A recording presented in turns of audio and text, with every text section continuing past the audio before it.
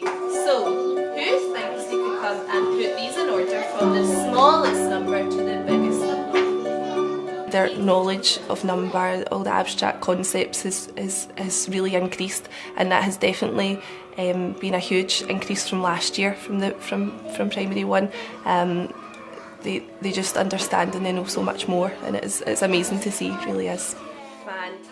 You'll see them when they bring out the cards and their wee faces kind of light up and you have that kind of rapport with them. Four. I would maybe say to them, oh, I'm not sure if you can do this, and they are so confident within themselves now. They're saying, no, we can, and give us the trickiest thing that you can. 10. Fabulous. Even if they're not sure of what they're doing, they'll still try.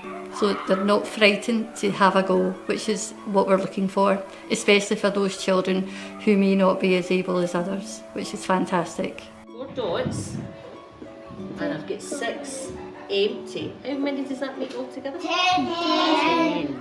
Because those ones and you add the other ones on. I remember the first session I did with the wee 10 frames, and I couldn't believe how vocal the kids were. They just started talking about the numbers and what they could see. 1, 2, 3. We're doing different things and it's really good fun.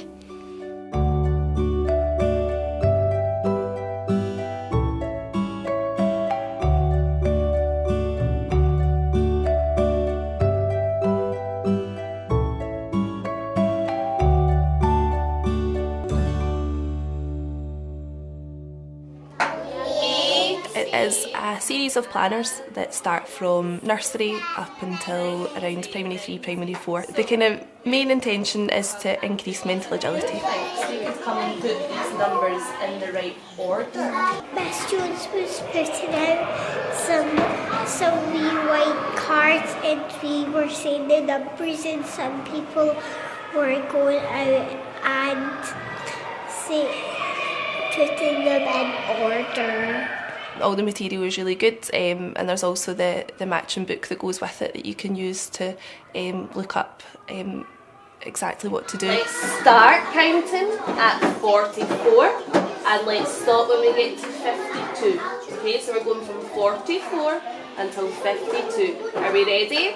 It is quite self-explanatory. I could almost have started it before having this training and looking at it myself, breaking it up into all those small steps. You know exactly what you need and what you need to do, so it is all there for you. She gets them out of the tub and puts them on the buttons and she flashes them at us and we have to try to get the right answer. Hands down. Hands down. Okay, Ailey, what did you see? 2 add on 3. Can you remember how many blue there were? 2 and how many yellow? Can I see those bunny ears? Can you show me the number 8? We're using the clapping, the chopping, we're getting the counters out and making sure that they can add the counters together. I certainly think my enthusiasm through Seal itself and their enthusiasm is more apparent, and we used to do counting activities before, but it wouldn't be in the same kind of way. So I think with the bunny ears and the counting backwards and forwards, giving them a bit more choice about what they're doing. When we count from different numbers, they can choose the numbers that we start from.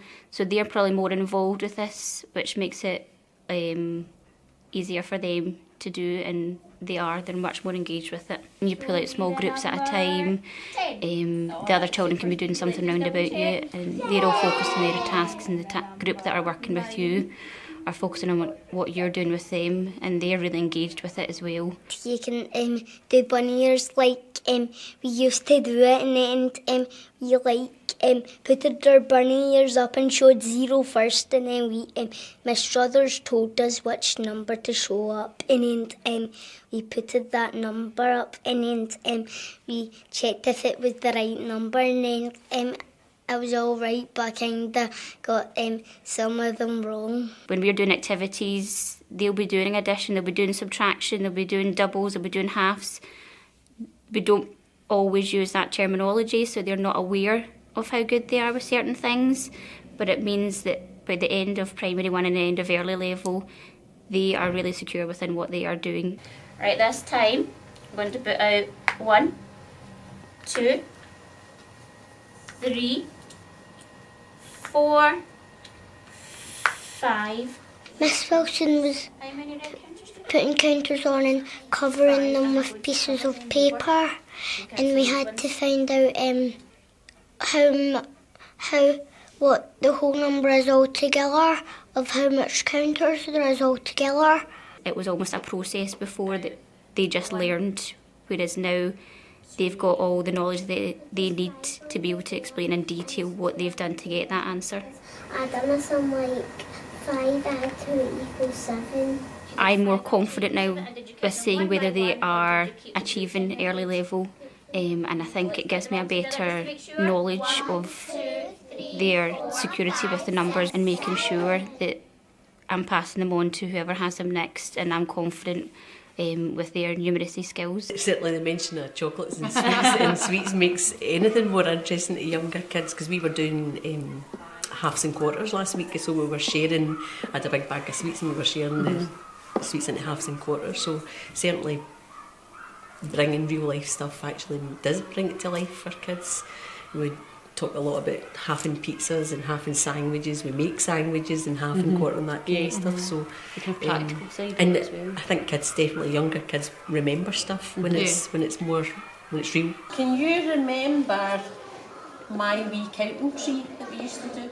This one's primary 2, not primary Right? 1. As teachers, you've got masses of curricular areas to plan and prepare for, and if you've got something that is easy to implement, it's not saying it makes your job easier, but that isn't really time consuming, doesn't require loads of planning, but you know it works, then teachers are going to grab things like that and run with them, because and I know personally that when we were showing how to do it, I thought all I need is some 10 frames and I can do this tomorrow. It's not about buying resources, it's really just about a mindset and a bit of a cultural change about how you would take it forward, how you teach maths, but teachers have been doing mental maths for a long time. It's just put more focus on the children participating the whole time. What's happening this time when I'm counting?